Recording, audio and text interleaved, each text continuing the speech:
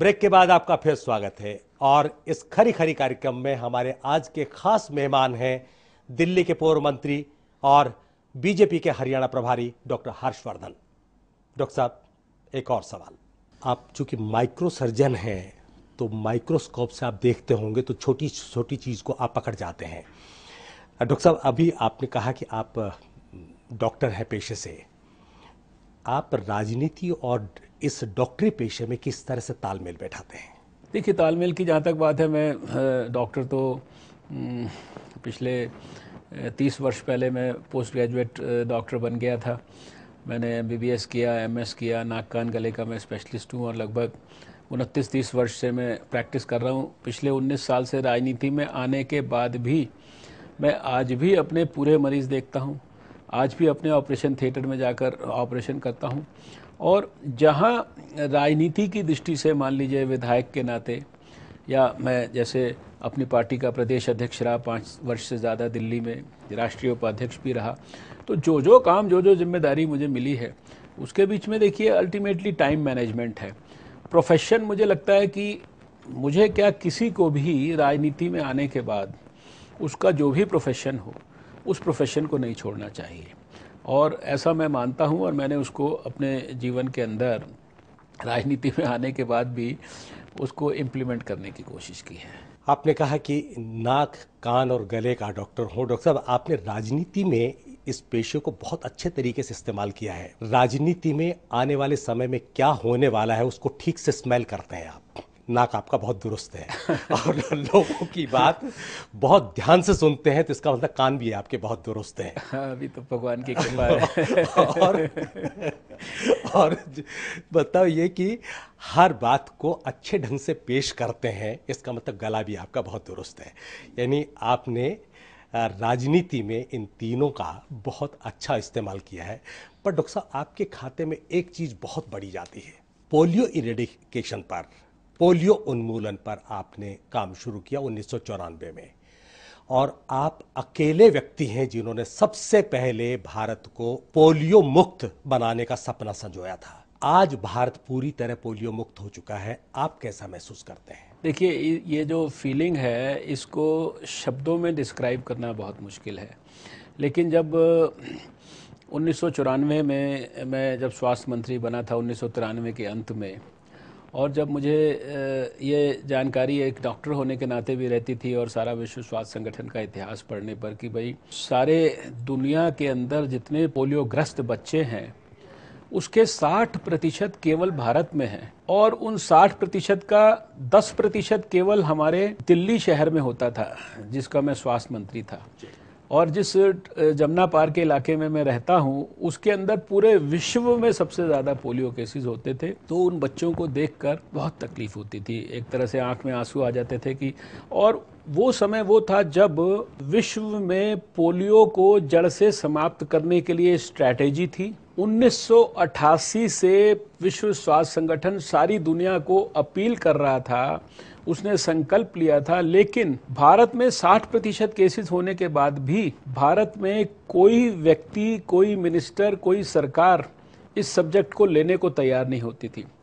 तब मैंने एक बात कही थी कि अगर भारत में आप इस देश के एक एक इंसान के पास अगर बैलेट पेपर पहुंचा सकते हैं, वो जंगल में हो, वो आदिवासी क्षेत्र में हो, वो शहर में हो, वो गांव में हो, वो झुग्गी में हो, हर जगह बैलेट पेपर चुनाव के लिए पहुंच सकता है, वो अपने मताधिकार का प्रयोग कर सकता है, तो क्या भारत के बच्चों को पोलियो मुक्त करने के लिए, इस अपंगता और अपाहिजता से हमेशा के लिए मुक्त करने के लिए, क्या हर बच्चे के मुंह में हम 2 बूंद पोलियो की नहीं पहुंचा सकते? और वही बात को मन में लेकर कि अगर वो हो सकता है तो ये भी हो सकता है, हमने सरकार और गैर सरकारी सभी संस्थाओं का, और मैं समझता हूँ कि इतने लोगों का इन्वॉल्वमेंट किया, कई महीनों तक दिन और रात सबने मिलकर काम किया, खाली एक अकेले मैंने नहीं किया। मैंने सपना जरूर देखा था और उस सपने को साकार करने के लिए वर्षों काम किया, देश स्तर पर किया, बाद में दिल्ली के बाद, और उसके बाद फिर लगभग मेरे ख्याल से 10-15 साल हो गए मुझे विश्व स्वास्थ्य संगठन के माध्यम से सारे वर्ल्ड के अंदर इस विषय के ऊपर काम करते हुए। लेकिन अभी बहुत जो संतोष या जो खुशी होती है उसको मेरा ख्याल से व्यक्त करना बहुत मुश्किल है। 13 जनवरी 2011 से 13 जनवरी 2012 तक एक भी केस नहीं आया पोलियो का। ये बहुत बड़ी अचीवमेंट है और मुझे लगता है कि उस दिन आपको सबसे बड़ी खुशी हुई होगी 13 जनवरी को जब ये रिपोर्ट आई होगी तब।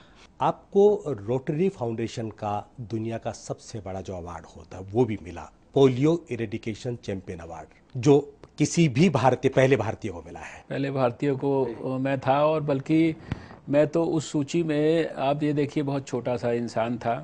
एक देश, इतने बड़े देश के एक छोटे से प्रदेश दिल्ली का स्वास्थ्य मंत्री, लेकिन उस सूची के अंदर जो मेरे से पहले प्राप्त करने वाले लोग हैं वो president Clinton, John Major, Kofi Annan, Hosni मुबारक जो इजिप्ट की प्रधानमंत्री, इस लेवल के लोग, उसमें head of the state level के लोग रहे हैं। मैं तो बहुत छोटा सा आदमी था, लेकिन खैर देखिए, हमने ये काम कोई किसी अवार्ड के लिए नहीं किया। हमें ऐसे 3 इंटरनेशनल अवार्ड्स और मिले, दर्जनों नेशनल लेवल के अवार्ड्स मिले। WHO का भी अवार्ड मिला आपको? WHO का मुझे हाईएस्ट अवार्ड मिला, जिसका फंक्शन ब्राज़ील में हुआ था। यहाँ से 16 घंटे दूर अमेरिका है, वहाँ से और 9 घंटे दूर ब्राज़ील है।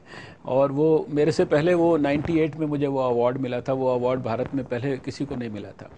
लेकिन वो अवार्ड्स मिलना वो एक अलग विषय है। वो तो ठीक है, देखिए रिकॉग्निशन संस्थाओं ने किया, लेकिन जो सबसे बड़ा अवार्ड होता है, देखिए वो होता है जो आदमी महसूस करता है। मेरे को जो सबसे बड़ा अवार्ड मैंने महसूस किया कि जब अटल जी प्रधानमंत्री थे, मेरे लिए 2 अवार्ड्स ज़्यादा महत्वपूर्ण हैं। एक, अटल जी जब प्रधानमंत्री थे तो अमेरिका की यात्रा पर वो गए, और 2002 में, उस ज़माने में पोलियो के केसेस भारत में बहुत तेज़ी से बढ़ रहे थे। रात में 16 घंटे की यात्रा करके वो एयरपोर्ट पे उतर के वो गाड़ी में बैठ रहे थे, तो उन्होंने देखा कि 500 मीटर दूर जो है कुछ मतलब 500 फुट दूर काफ़ी सारे कार्यकर्ता खड़े हैं, उनकी भीड़ है। तो वो गाड़ी से उतर के फिर बड़ी दूर तक पैदल गए। पैदल अंधेरे में उन्होंने एक एक कार्यकर्ता का अभिवादन स्वीकार करने, और उस समय वो आकर रात के 12 बजे अंधेरे के अंदर जो है मेरे सामने आके रुक गए, और उन्होंने मुझे कहा, डॉक्टर साहब, आपके पोलियो की चर्चा तो क्लिंटन महाशय भी कर रहे हैं। तो वो मेरे लिए सबसे बड़ा अवार्ड था। राजनीति में सबसे बड़ा अवार्ड क्या मानते हैं अब तक का आप? मैं समझता हूँ कि राजनीति में सबसे बड़ा अवार्ड तो आदमी को जो उसका मन और उसकी आत्मा दे, वो है। अगर आपको ये फीलिंग रहे कि भाई आपको राजनीति के अंदर जो जनता की सेवा करनी है, उस सेवा के अनुरूप आपको सेटिस्फेक्शन मिल रहा है, आई थिंक वही सबसे बड़ा अवार्ड है, वही सबसे बड़ा सर्टिफिकेट है। और वो मैं ये कहता हूँ कि मैं बहुत रात को चैन की नींद सोता हूँ, और मेरी आत्मा की उस दृष्टि से पूरी तृप्ति है। और मैं राजनीति में 19 वर्ष काम करने के बाद भी किसी बात के लिए मैं अपने आप से शर्मिंदा नहीं हूँ।